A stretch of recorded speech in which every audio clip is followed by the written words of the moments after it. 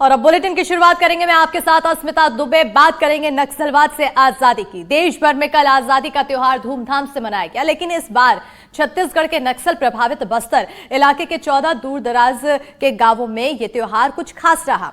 इन गांवों में पहली बार तिरंगा झंडा फहराया गया। बताते चले कि बस्तर के इन गांवों में आजादी के बाद से अब तक ऐसा कोई आयोजन नहीं हुआ था।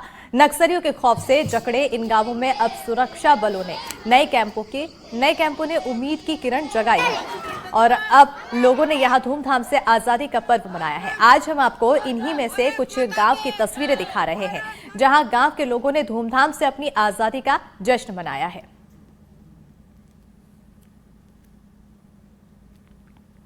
तो ये तस्वीरें आपको दिखा रहे हैं। बताते चले बेहद ही अनोखी तस्वीरें हैं, जब इतने साल बाद इन गांव वासियों ने आज़ादी के इस जश्न को मनाया, इस त्योहार को मनाया, पूरी खुशी के साथ मनाया। और ये हौसला मिला जब सुरक्षा बलों के कैंप वहां मौके पर बनाए गए, जिसके चलते आम लोगों का जो भय वो खत्म हुआ, नक्सलियों के प्रति जो भय था वो खत्म हुआ और आज़ादी के इस त्योहार को उत्साह के साथ मनाते हुए तिरंगे को लहराया गया, फहराया गया। तो ये देखिए तस्वीरें। और जिस तरह से विकास की बात सरकार कहती है, विकास इस बात से भी अंदाजा लगाया जा सकता है कि कैसे नक्सल मुक्त छत्तीसगढ़ हो रहा है। जिन गांव में लोग डर के साए में रहा करते थे, घरों से बाहर निकलने से बचते थे, और आज उसी गांव की जो तस्वीरें हैं वो ऐसी तस्वीरें आई हैं कि एक मन को ओत-प्रोत करती है, क्योंकि यहाँ पर तिरंगा फहराया गया। तो नक्सल प्रभावित इलाकों में से एक जगह नारायणपुर जिले के गांव कुतुल भी था। इस गांव में एक वक्त में तिरंगा फहराना मौत को न्योता देने जैसा था, लेकिन अब इस गांव में आजादी का जश्न मनाया जा रहा है और पूरा गांव तिरंगा फहराते हुए देशभक्ति की भावना में डूबे हुए है। देशभक्ति के गीत गुनगुनाते स्कूली बच्चे हाथों में तिरंगा लेकर ये संदेश दे रहे हैं कि अब नक्सलवाद अपनी अंतिम सांसें गिन रहा है और अबूझमाड़ में विकास की नई गाथा लिखी जाएगी। बहुत ही बदलाव है यहाँ। ग्रामीण के साथ हम लोग मिलकर रोज उठना बैठना जो भी है, कुतुल कैंप के अंदर आना, कुतुल वालों के साथ रहना मेरा बहुत गर्व की बात है। इस क्षेत्र में 2 साल पहले नक्सलियों का एक गढ़ हुआ करता था, मगर आज जो है ना 2 साल के अंदर ही बहुत बड़ा बदलाव है। बहुत बड़ा मतलब लोगों का विचार जो है ना टोटल बदल चुका है। नक्सलवाद तो कुछ ख़त्म ही हुए हैं ऐसा लगने लगा है मेरे को, लगने क्या लग गया है। 19वां वर्ष स्वतंत्र दिवस मना रहे हैं। मेरे को अभी ऐसा लग रहा है कि हम लोग 79 साल होने के बाद भी हम लोग को ऐसा लग रहा है कि मैं 6 महीना ही हुआ आज़ाद हुए। इस प्रकार के अब हमारे पास 6 महीना में कम से कम रोड का सुविधा हो गया, मोबाइल टावर का सुविधा हो गया, हॉस्पिटल का सुविधा हो रहा है। तो कुतुल एक ऐसा एरिया था कि हम लोग 79 साल कैसे ज़िंदगी जिए हैं। अभी भी स्वतंत्र होने के बाद भी कई गांवों में रोड नहीं है, कई गांवों में बिजली नहीं है, कई गांवों में स्कूल नहीं है। तो हो सके अब धीरे धीरे गवर्नमेंट भी अब कुछ सुधार के लिए सोच रहा है। तो अब मैं क्या करूं, हम लोग तो अब स्वतंत्र हैं। और इसी पर हमारे साथ ज्यादा जानकारी के साथ जुड़ चुके हैं सहयोगी विकास तिवारी। विकास, जिस तरह से हमने तस्वीरें दिखाई, कुतुल की तस्वीरें दिखाई, खासतौर पर काफी अहम हो जाती है। वो अपना दर्द बयां करते हुए नजर आ रहे हैं। आजादी के 79 साल हो चुके हैं, लेकिन सही मायने में 79 साल बाद उन्हें असल आजादी मिली है। बिल्कुल, देखिए आज कल 15 अगस्त था और पूरे देश ने तिरंगे को अपना सम्मान दिया। हालांकि एक चीज और मैं बताऊं कि पूरे देश में अधिकतर लोगों के लिए 15 अगस्त एक सरकारी छुट्टी से ज्यादा कुछ नहीं, लेकिन असल मायने में वो आपने सुना होगा, कई लोग तंज पे, कई लोग मजाकिया लहजे में कहते हैं कि 2014 में आजादी मिली, लेकिन असल मायने में देखा जाए तो अबूझमाड़ के बहुत सारे बस्तर के कल 29 नए इलाकों में तिरंगा फहराया गया। उन इलाकों में माना जा सकता है कि 2025 में उन्हें आजादी मिली। इस बात को कहने से मैं कोई गुरेज नहीं करूंगा, उन्हें 2025 में आजादी मिली, लेकिन ये आजादी भी अभी पूरी आजादी नहीं। मुझे लगता है कि जिस दिन कुतुल के ग्रामवासी अपने स्वस्फूर्त तरीके से, क्योंकि अभी भी वो हथियार के साए में ही तिरंगा फहरा रहे हैं, हाँ, ये बदलाव की तस्वीर है, लेकिन बहुत ही नाजुक समय है। सरकार को इस वक्त ध्यान और प्रमुखता से देना होगा, क्योंकि ये लोग गणतंत्र को छोड़कर गणतंत्र की तरफ बढ़ रहे हैं। बिल्कुल। ये लोग अब भरोसा कर रहे हैं लोकतंत्र पर, तो उन भरोसे को ना टूटने दिया जाए। इस पर भी सरकार को काम करना चाहिए। आदिवासियों ने तो अपने हिस्से का काम कर दिया। उन्होंने अपने गांव में तिरंगा फहरा दिया। तिरंगे फहराने के इस कार्यक्रम में, इस आयोजन में, इस त्योहार में शरीक भी हुए। भारत माता की जय से उन्होंने पूरे अंबर को गुंजायमान भी किया। लेकिन उसके बाद अब उनकी उम्मीदों को भी सरकार को पूरा करना होगा, तब जाकर असल लोकतंत्र का तिरंगा वहां फहराया जा सकेगा। हमको वो चीज भी देखना है। ये वही कुतूल है जहाँ की तस्वीर आप दिखा रही हैं। वो कुतूल जहाँ कभी मैं जाया करता था तो वहाँ दो माओवादियों के स्मारक के बीच बाजार लगा करता था, और माओवादी बंदूक टांगे शॉपिंग मॉल की तरह वहाँ खरीदी किया करते थे। ये मैंने आंखों देखा है, मेरा आंखों देखा है उस कुतूल में, और राजधानी मानी जाती थी। उस कुतूल में अगर तिरंगा फहराया गया है, ये बहुत बड़ी चुनौती पर विजय है। लेकिन इस विजय को काबिज रखना सरकार के लिए सबसे बड़ी चुनौती। वो दिन सबसे ज्यादा सुखद होगा जब वहां कोई हथियार का साया ना हो और वहां के ग्रामीण स्वस्फूर्त वहां पर तिरंगा फहराएंगे। वो दिन देखेंगे, तब जाकर असल सुखद, असल जो तस्वीर बदलाव की है उस पर हम बातचीत कर सकते हैं। लेकिन ये शुरुआत है, एक अच्छी शुरुआत है। इसे जरूर पूरे देश को देखना चाहिए। मुझे एक सकारात्मक शुरुआत यहाँ पर देखने को मिली है और उम्मीद की जाएगी कि इसी तरह से आने वाले समय में और भी सकारात्मकता बढ़ती चली जाएगी। सहयोगी नीरज भी हमारे साथ जुड़ चुके हैं। नीरज, आपके आसपास कुछ लोग भी हैं, सही मायने में आजादी को वो क्या महत्व समझते हैं, और अब छत्तीसगढ़ क्योंकि नक्सल मुक्त धीरे धीरे बढ़ रहा है होने की ओर, ऐसे में उनके लिए ये आजादी कैसी?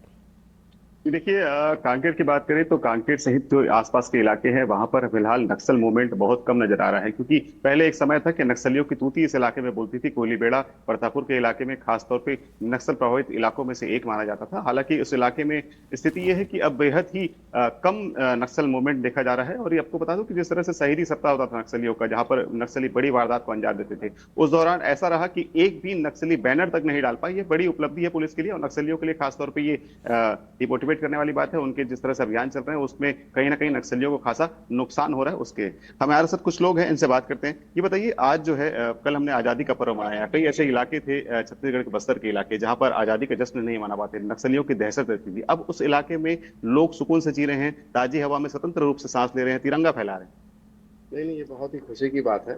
इस वर्ष मतलब लगभग सभी जगहों में तिरंगा फहराया गया है। जो नक्सलवाद था वो अब लगभग समाप्ति की ओर है। सरकार का जो ये निर्णय है बहुत ही अच्छा निर्णय है।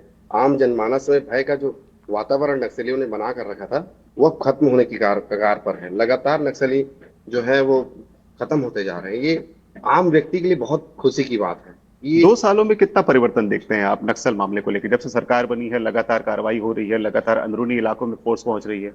देखिए, निश्चित रूप से बहुत ही अच्छा अपने जो पुलिस बल है बहुत अच्छा काम कर रहा है। जैसे हमारे कांकेर जिले में भी भानु तक मतलब नक्सली लोग आ चुके थे, अभी वो कोसों दूर जा चुके हैं। नक्सली के जो बड़े बड़े टीम है सब सरेंडर कर रहे हैं कि हम यहाँ ये सब काम अब नहीं कर पाएंगे करके। और बहुत ही अच्छा जो है शासन प्रशासन काम कर रही है, और कुछ दिनों में जो है निश्चित रूप से इन लोगों का पूरा पूर्ण रूप से सफाया हो जाएगा। क्या लगता है कि अंदरूनी इलाकों में अब नक्सलियों की दहशत धीरे धीरे कम हो रही है? हाँ बिल्कुल, जैसे कि जब से सरकार बनी है भाजपा की तब से देखा जा रहा है अंदरूनी इलाकों में विकास हो रहा है। इससे जाहिर सी बात है कि अंदरूनी इलाकों में जो नक्सल भय था वो धीरे धीरे कम हो रहा है। और जो लोग बाहर से भी आते थे वो लोग डरते थे पहले नक्सलवाद के नाम से यहाँ छत्तीसगढ़ में आने के, लेकिन अभी जैसे देखो अंदरूनी इलाके अंदर कितने अंदर चले जाए लेकिन वहाँ भय नहीं है, तो ऑटोमेटिक विकास तो हो ही रहा है। हो ही रहा है। हमारे साथ गौरव जी हैं। गौरव जी से बात करते हैं, आप नक्सल के बारे में बहुत जानते हैं। देखिए, कई ऐसे बस्तर के इलाके थे जहां पर तिरंगा झंडा नहीं फहराया जाता। आजादी का जश्न जो था वो ग्रामीण नक्सलियों के दहशत के कारण नहीं मना पाते थे। फोर्स की जो मूवमेंट उस इलाके में पहुंची है, स्थापना हुई है, क्या देखते हैं कि बस्तर के इलाके में 29 जगहों पर तिरंगा झंडा फहराया गया है, क्या अब बदलाव की ओर है?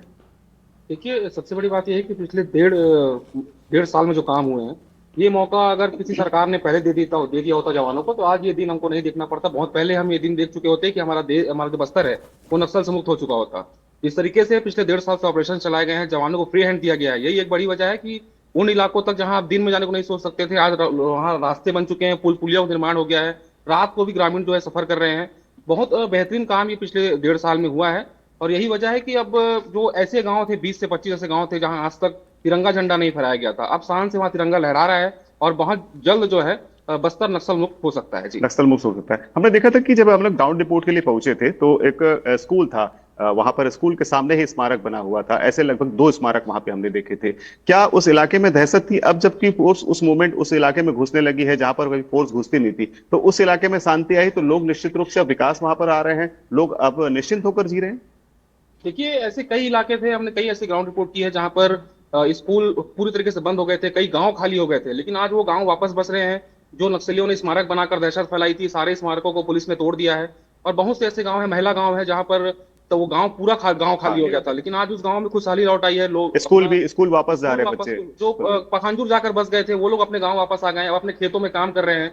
जीवन यापन के लिए मजदूरी करना पड़ रहा था, खुद के खेत होते हुए उन्हें मजदूरी करना पड़ रहा था, लेकिन अब वो वापस अपने गांव लौट आए हैं। इसमें बहुत बड़ा योगदान केंद्रीय सुरक्षा बल का भी है और हमारे डीआरजी के जवान भी है, जो दिन रात एक कर नक्सलवाद को खत्म करने के लिए जुटे हुए हैं। सरकार का प्रयास आखिर किस तरह काम कर रहा है नक्सलवाद को ये लेकर? बहुत अच्छा प्रयास कर रहे हैं। अभी हाल ही में आप देखें कि नक्सल प्रभावित इलाके उस गांव में, कोयलीबेड़ा जैसे अंदरूनी गांव में अब ये जो नक्सल से जो छोड़ के जो भाग चुके थे उनके यहाँ आवास मिला, उसको देखेंगे कि कैसे अब वो जो है वापस अपने गांव जा रहे हैं, उनको आवाज भी मिल रहा है। और इस प्रकार के लगातार अब जो है काम हो रहे हैं। अब जितने भी है जो लोग हैं जो नक्सल से डर के जो भाग जाते थे, अब वापस जो है अपने गांव की ओर जा रहे हैं, खेती किसानी कर रहे हैं। अब कहीं ना कहीं जिस प्रकार से अमित शाह जी ने, केंद्र की जो सरकार ने डेडलाइन दिया, उससे आप अनुमान लगा सकती हैं बस्तर जो है नक्सलवाद से मुक्त होने के कगार। क्या लगता है कि 26 ऐसा समय है जब से केंद्रीय गृह मंत्री ने कहा है कि 2026 मार्च तक नक्सलवाद को समाप्त कर देंगे बस्तर से? आपको क्या लगता है इसमें? एकदम निश्चित ही बहुत ही सही बात कहा है और लगभग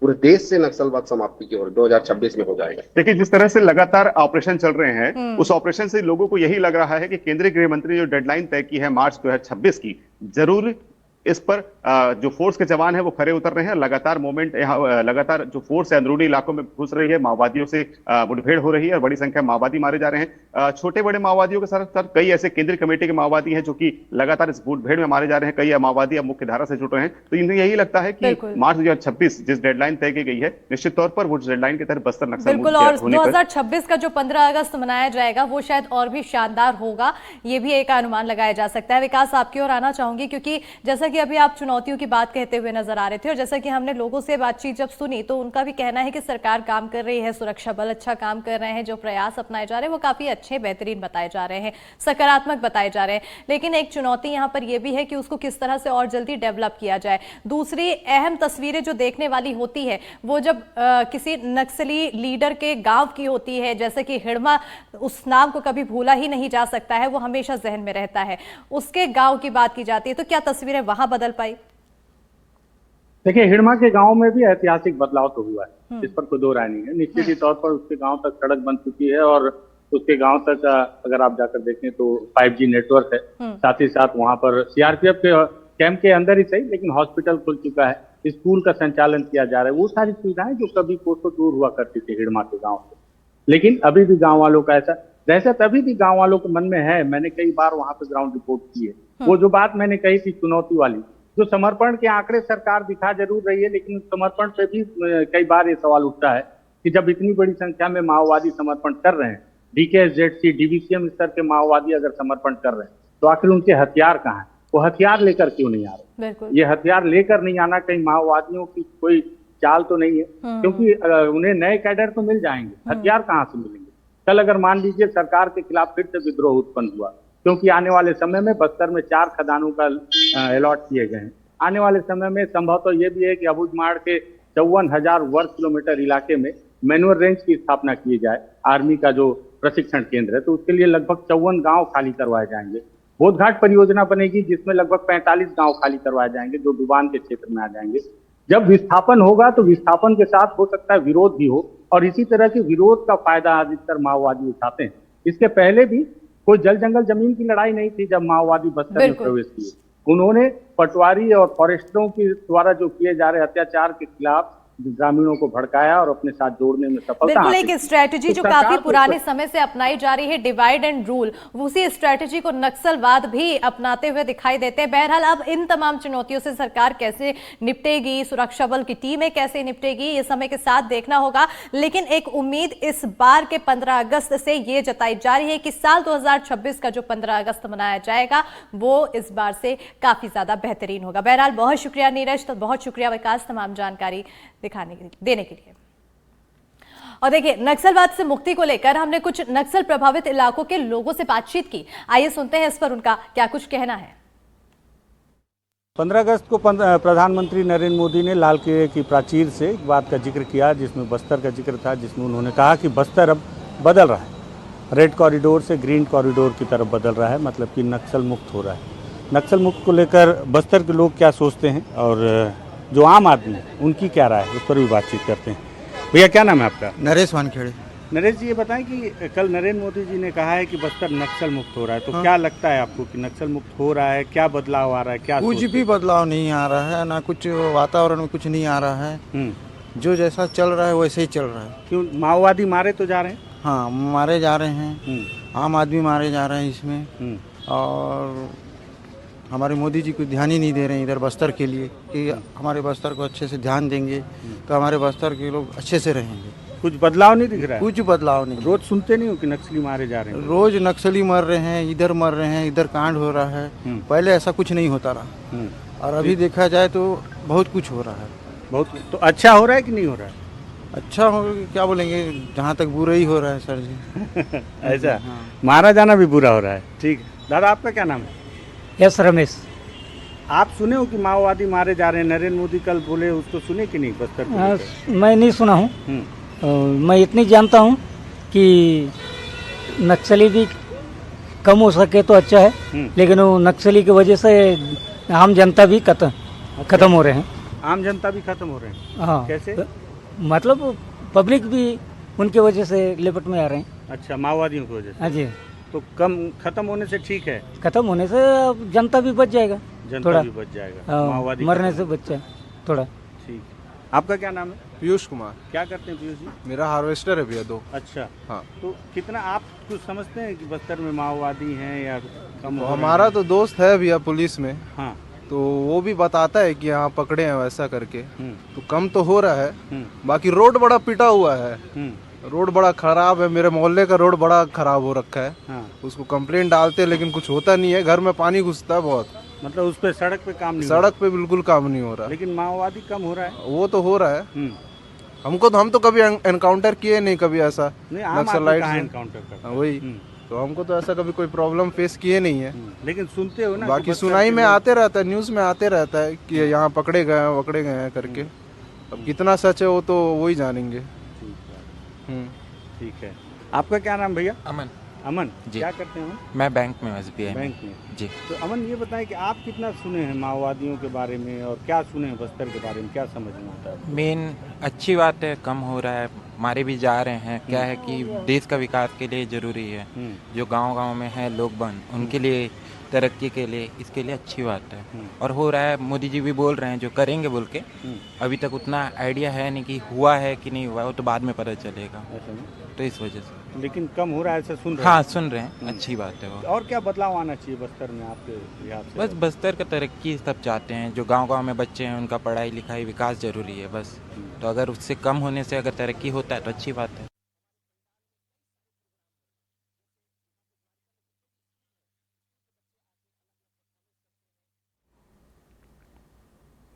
और आइए आप देखेंगे सिटी सेंटर की खबर की अगली खबर क्या है। तो वहीं इंदौर से बड़ी जानकारी, जहां कैलाश विजयवर्गीय का बड़ा बयान